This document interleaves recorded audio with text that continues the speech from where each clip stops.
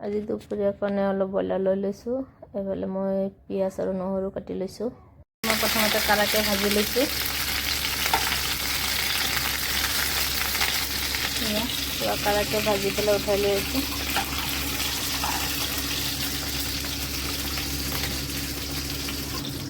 এয়া ভাজা হৈ গ'ল। এতিয়া মই বনাম। পিঁয়াজ আৰু নহৰুখিনি মই তেলত দি দিছোঁ। এইখিনি মই এতিয়া ৰঙাকৈ ভাজি লওঁ। ভাজা হৈ থাকক, মই এতিয়া মছলাখিনি ৰেডি কৰি লওঁ। মই গোটেই মছলাখিনি ইয়াতে একেলগে ৰেডি কৰি লৈ আছোঁ। ইয়াতে দিলোঁ জলকীয়া গুড়ি,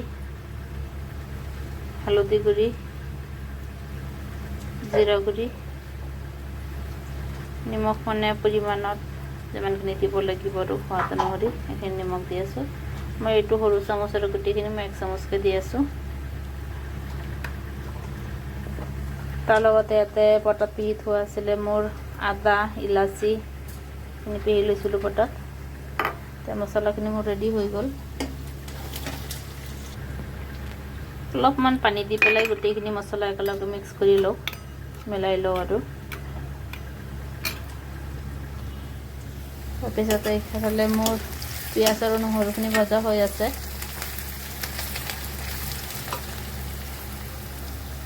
এইফালে মই আৰু এটা কেৰাহী বহাই দিছোঁ। ইয়াতে অলপ তেল দি লৈছোঁ। তেলখিনি গৰম হৈ থাকক বাৰু।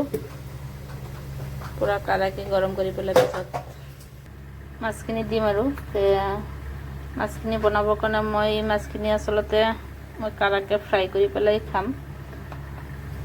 ইয়াতে মই পিঁয়াজ বাকী একো দিয়া নাইকিয়া, অকল অলপ অলপ মছলা দি আছোঁ। মছলাখিনি দি পেলাই সানি ল'ম। সানি পেলাই পিছত তেলত ভাজি ল'ম আৰু ইয়াতে দিলোঁ জলকীয়া গুড়ি, জিৰা গুড়ি, হালধি গুড়ি আৰু অকণমান নিমখ। তাতে অলপমান পানী মিলাই গোটেইখিনি একেলগে মিক্স কৰি লৈ আছোঁ। এইফালে মোৰ মছলা গোটেইখিনি মিলোৱা হৈ গ'ল। তেলখিনিও গৰম হৈ গৈছে। এতিয়া তেলত দি দিওঁ এটা এটা কৰি।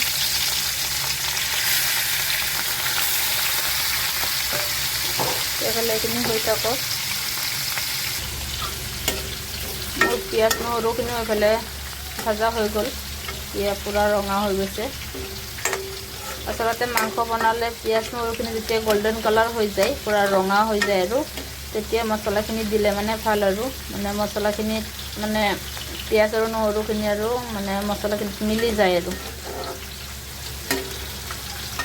এতিয়া মই গোটেই মছলাখিনি দি দিম আৰু ইয়াতে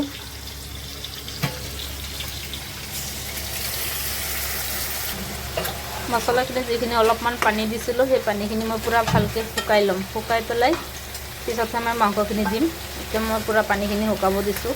এয়া তাৰ লগতে মোৰ মাছৰ ফ্ৰাইটোও হৈ আছে। চাওক কেনেকুৱা হৈছে। এয়া মাছৰ ফ্ৰাইটো হৈ আছে। এইফালে এবাৰ উল্টাই দিওঁ।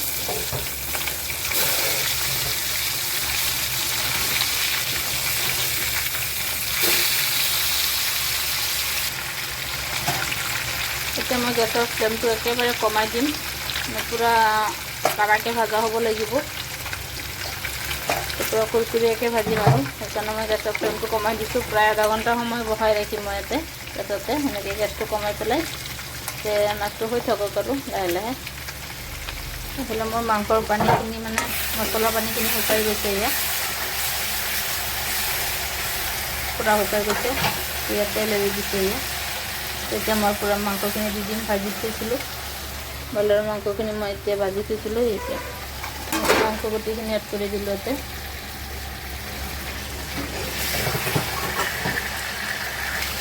অলপমান ওলটাই পোলটাই দিম আৰু যাতে মছলাখিনি লাগি যায়।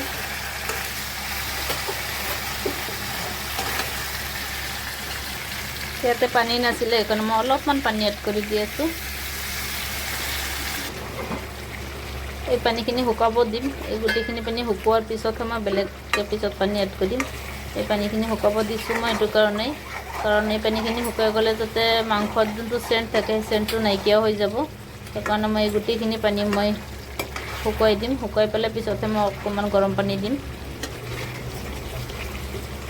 এতিয়া মোৰ গেছৰ ফ্লেমটো একেবাৰে বহাই থোৱা আছে। এই পানীখিনি শুকাওক। অলপ টাইমৰ কাৰণে ৰাখি দিছোঁ নেকি।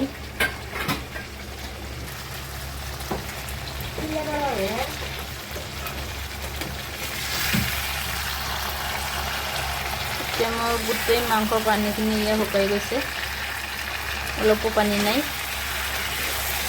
এতিয়া মই চচপেনত অকণমান গৰম পানী বহাই দিছিলোঁ, এই গৰম হৈছে আৰু পানীখিনি। অলপমান পানী দি দিওঁ।